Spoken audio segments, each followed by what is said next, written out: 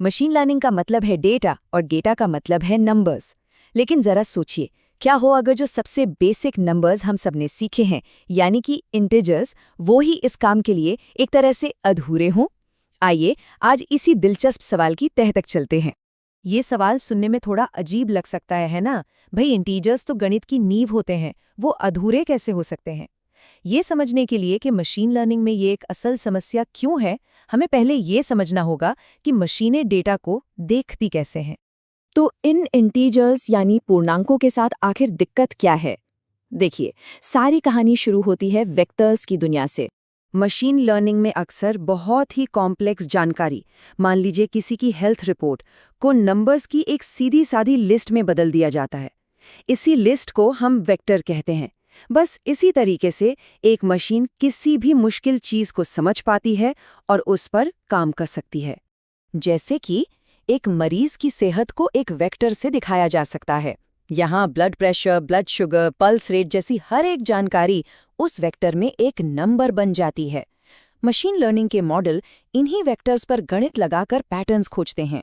पर इन वेक्टर्स के साथ भरोसेमंद तरीके से काम करने के लिए ये पक्का करना जरूरी है कि हम जिन नंबर्स का इस्तेमाल कर रहे हैं वे कुछ बहुत ही जरूरी नियमों को मानते हों।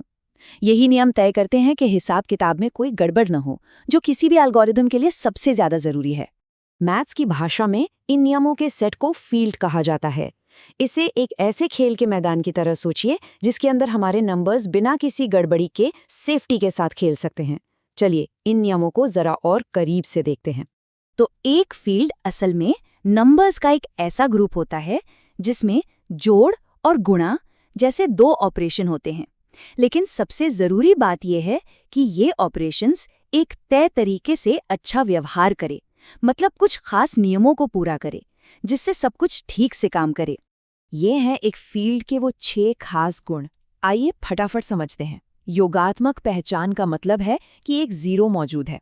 जोड़ के तहत संवरक का मतलब है कि अगर सेट के 2 नंबर्स को जोड़ें तो जवाब भी उसी सेट में रहेगा। योगात्मक प्रतिलोम का मतलब है कि हर नंबर का एक नेगेटिव रूप मौजूद है। यही नियम गुणा के लिए भी हैं। एक 1 मौजूद है और गुणा करने पर जवाब सेट के अंदर ही रहता है। लेकिन ये जो छठा नियम है ना, गुणनात्मक प्रतिलोम, यहीं आकर कहानी में असली मोड़ आता है। अब जब हमें नियम पता है तो चलिए 2 जाने पहचाने नंबर सिस्टम्स को टेस्ट करते हैं। एक तरफ है रियल नंबर्स जिनमें फ्रैक्शंस और डेसिमल्स सब आते हैं, और दूसरी तरफ है इंटीजर्स यानी हमारे पूरे नंबर। तो एक तरफ है रियल नंबर्स यानी आर, जो नंबर लाइन पर मौजूद हर पॉइंट को दिखाते हैं, और दूसरी तरफ है इंटीजर्स यानी जेड, जो सिर्फ पूरे नंबर हैं। आइए देखते हैं कि ये हमारे 6 नियमों की कसौटी पर कैसे खरे उतरते हैं। जैसा कि हम देख सकते हैं, दोनों ही सिस्टम पहले 5 टेस्ट तो बड़े आराम से पास कर लेते हैं। दोनों में 0 भी है और 1 भी। जब 2 इंटीजर्स को जोड़ते या गुणा करते हैं तो एक इंटीजर ही मिलता है, और हर इंटीजर का एक नेगेटिव रूप भी होता है। यहाँ तक तो सब बढ़िया है, लेकिन अब आता है आखिरी और सबसे जरूरी टेस्ट। ये आखिरी नियम है गुणात्मक प्रतिलोम का। सवाल ये है कि क्या हर नॉन जीरो नंबर के लिए एक और ऐसा नंबर मौजूद है जिससे गुणा करने पर जवाब 1 आए? चलिए देखते हैं। और बस यहीं पर आकर इंटीजर्स फेल हो जाते हैं। जरा इंटीजर 2 को लीजिए। इसका गुणनात्मक प्रतिलोम होता है हाफ, क्योंकि 2 गुणा हाफ करने पर 1 मिलता है। लेकिन हाफ तो इंटीजर है ही नहीं। इसका मतलब ये हुआ कि इंटीजर्स का जो ग्रुप है वो इस नियम के तहत क्लोज्ड नहीं है। हमें एक ऐसा नंबर मिल गया जो ग्रुप के बाहर है। तो यही है इंटीजर्स के साथ असली समस्या। वे एक फील्ड नहीं है। उनमें वो एक ज़रूरी गुण नहीं है जो उन्हें मशीन लर्निंग में इस्तेमाल होने वाले वेक्टर मैथ के लिए भरोसेमंद बनाता है। तो फिर इस समस्या को सुलझाया कैसे जाए? इसका हल एक बहुत ही स्मार्ट मैथमेटिकल कॉन्सेप्ट में छिपा है, जिसे मॉड्यूलर अरिथमेटिक कहते हैं। हम एक तरह से एक नए किस्म का इंटीजर इन्वेंट करने जा रहे हैं जो इन नियमों को मानता है। एक कभी न खत्म होने वाली नंबर लाइन के बजाय एक छोटी सीमित दुनिया की कल्पना कीजिए, जैसे कि इंटीजर्स मॉड्यूलो 5 में सिर्फ 5 ही नंबर होते हैं, 0, 1, 2, 3 और 4। जैसे ही हम 4 से आगे बढ़ते हैं, हम घूमकर वापस 0 पर आ जाते हैं, बिल्कुल एक घड़ी की तरह। ये एडिशन टेबल दिखाती है कि ये कैसे काम करता है। जैसे कि 3 + 4 वैसे तो 7 होता है, लेकिन हमारी मॉड्यूलो 5 की दुनिया में 7 का मतलब है एक पूरा चक्कर लगाकर 2 कदम और आगे बढ़ना। तो जवाब हुआ 2। हर जोड़ का नतीजा इसी ग्रुप के अंदर ही रहता है।